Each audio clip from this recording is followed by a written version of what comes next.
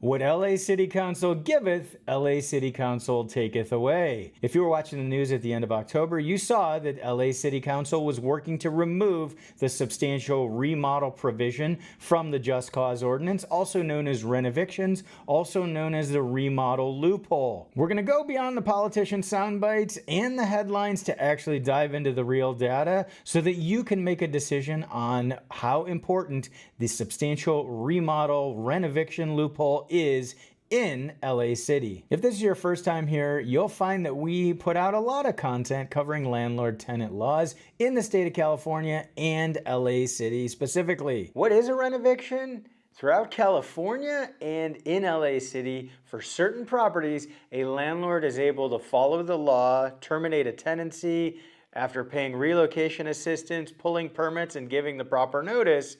Renter moves out, the landlord fixes it up, and they're able to bring it to the market at new market rent. All right, if you want to go beyond politician soundbites or just looking at headlines and actually fully understand what is being proposed, we are going to dive deep. So hang on, put your seatbelt on, sit down, and let's go. So the first thing we're looking at here, this is what we saw on the City Council agenda for October 29th that was agreed to. So the proposal is to remove the substantial remodel clause for the Just Cause Ordinance specifically. And I'm going to show you just how many properties this affects. It does not affect the majority of the rental properties in the city, which are the RSO, the Rent Stabilization Ordinance properties. It does a few different things. Instructs the LHD to report to council with recommendations on fee adjustments and the summary of no-fault evictions. So in a classic case of shoot first and ask questions later, they're going to go ahead and ask to pass this ordinance to remove the substantial remodel allowance for landlords without actually knowing how many there are. That's one of the things that they're asking to do, is get an actual number. Here's the exciting fun news. We're going to give you a number because the data is public and easy for us to find. We're going to run through and show you the number of evictions related to no fault termination under withdrawal from the market, which is where this falls. So step back in time with me for a minute. If you watched my video on the Just Cause Ordinance that I published in 2023, I had this chart in there and I was attempting to explain the properties that would be covered by the Just Cause Ordinance. And that is specifically where the substantial remodel is being removed.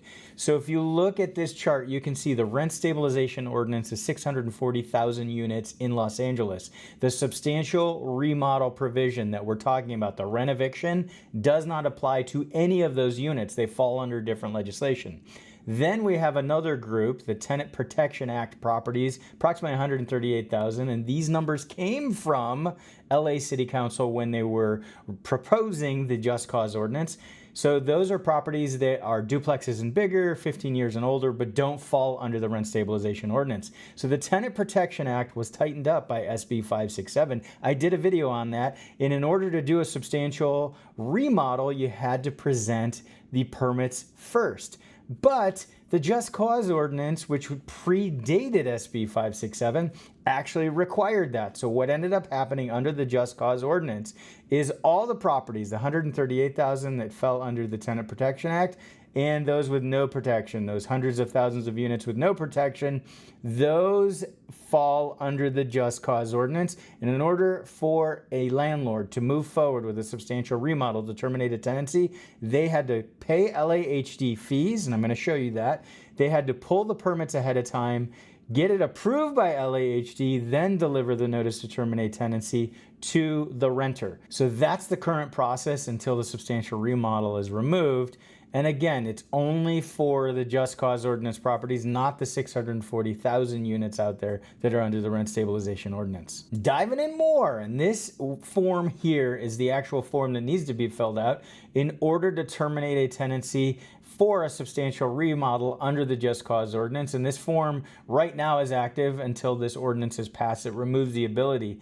And you can see on here that this one form is used for multiple things. They're for demolition or conversion of some of the units. It's for withdrawing units from the housing market, and it's for the substantial remodel. So this one form is used for that, and LAHD tracks those numbers. We're only going to be able to see the numbers that fall under this form. We're going to see the number of these forms that are filed. We won't see how many actually fall under substantial remodel, but it'll be a smaller number because this encompasses multiple things. The new form, this would be removed. You'd still have demolition. You'd be allowed to demolish properties or convert them, and you'd still have withdrawal from the housing market. You'd still be allowed to do that. It says right here, you have to give a copy of the permits to the tenant with the written termination notice, and you're going to have to pay the fees and get this blessed by LAHD. So you're going to pay an average of about $1,000 in fees, and you're also going to owe relocation assistance to the renter, and it's a formula based on a number of properties that are owned by the landlord, plus the makeup of the folks who live there. So here's where the rubber meets the road. This link will be down below so you can take a look at it. These are the LAHD filed eviction notices. So this gives us a breakdown on evictions all throughout LA City, and there's some very, very important data in here that I want to run through, and you're actually able to download the entire table, and we're going to run through the data right now to show you the number of properties that fall under potentially a substantial remodel. But a few important things. I know one of your first questions may be, well, what if a landlord doesn't file their notice to terminate tenancy with LAHD? They're not going to show up in those numbers that we're seeing here, and we're going to miss out on those. Well, the good news for the tenant is that if the landlord does not file it with LAHD, they have the ability to go ahead and contest the eviction. It becomes an affirmative defense against the eviction, so it's unlikely that eviction will go through. Another very important point, of these 163,000 eviction notices, which is a crazy number, not all of these are going to turn into actual evictions. Several of these eviction notices, when you download the data and you look closer, you'll find that there are errors in what they filed with LAHD. The primary example is if you're filing for an at-fault termination of tenancy related to non-payment of rent, it has to meet a certain threshold within the city. And there are several notices I've seen in here that were filed that aren't at the threshold. So those will be thrown out when going to eviction court. So that's important to understand, and that's just on the face of it. There could be other errors in the way the notice is served, who it's served to, etc. So this doesn't mean they're all going to turn into evictions. But it's a very shocking thing when you look at these numbers. Before diving into the number of substantial remodel evictions, let's put a little context around it. Let's talk about the total number of evictions that happen in LA City that are related to one specific thing. And that one specific thing is non-payment of rent. That is the vast majority of the terminations of tenancy. It's the at-fault reason, non-payment of rent. And looking at the numbers here, you can see over 150,000, over 90% of the evictions in LA are due to non-payment of rent. And the number is actually higher than what we see right here for the 150,000 because there are folks who are evicted for multiple reasons, including non-payment of rent. But that is by far and away the number one category. Over $662 million is owed in rent for those folks who are being evicted for non-payment of rent. How I want to put this in perspective, when you take these numbers, 150,000 evictions in this time period that we're tracking here, that is one eviction for non-payment of rent every 6 minutes, 24 hours a day, 7 days a week. One every 6 minutes for non-payment of rent. And approximately the time you're watching this video, there are about 2 notices that will be going out for non-payment of rent. If you're still sitting through this video, I appreciate you and your willingness to learn and understand the real problem, and potentially we can all work together to come up with a real solution.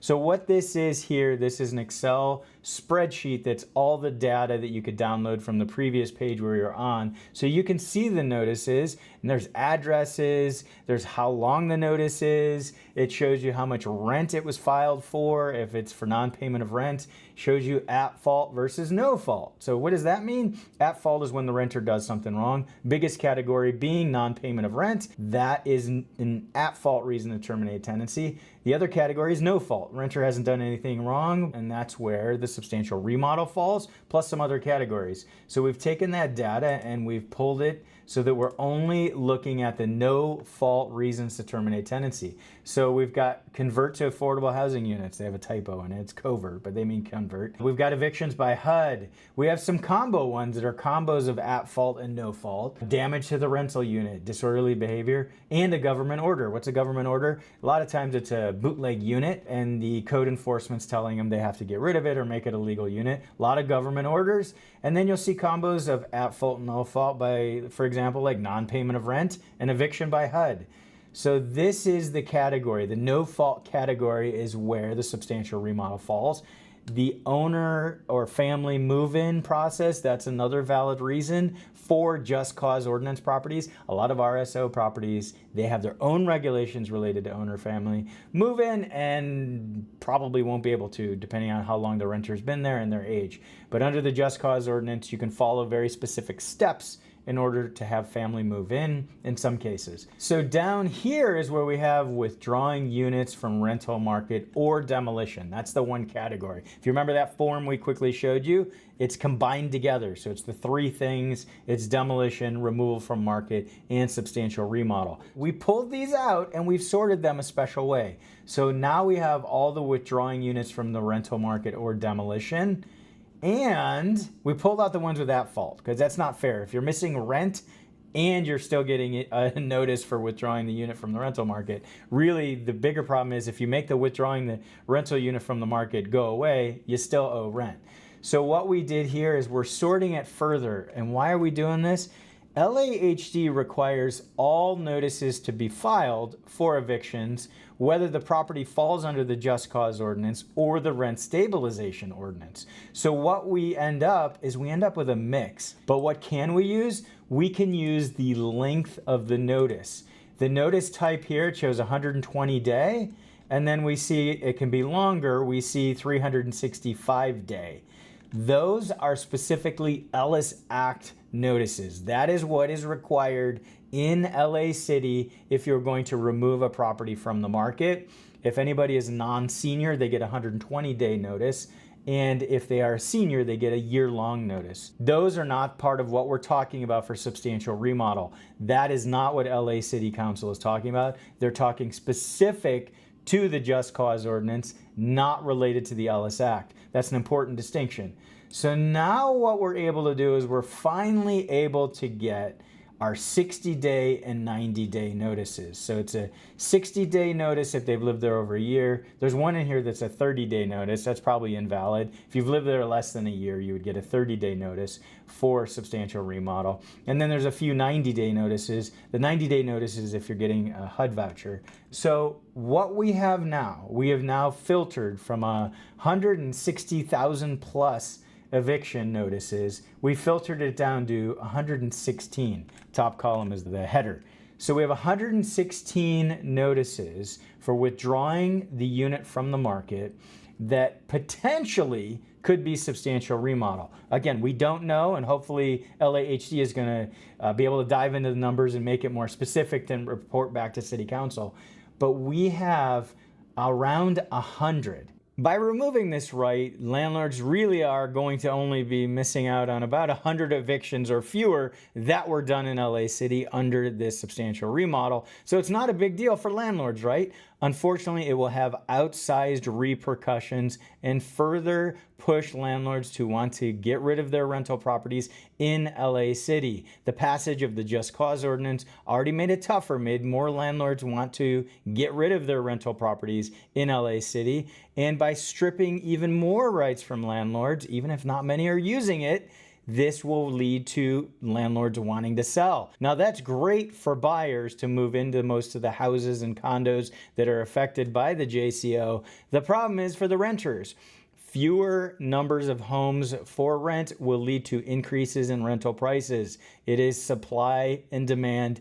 Economics 101 for rentals. Let me know in the comments below which you think LA City should be focused on, the pressing issue for over 150,000 households or less than 100? Which deserves our time and attention right now? Make sure you subscribe to our free weekly email newsletter so we can keep you up to date on Renovictions. Thanks for tuning in. This has been Christian Walsh, real estate agent with Wire Associates, and we can't wait to hear from you.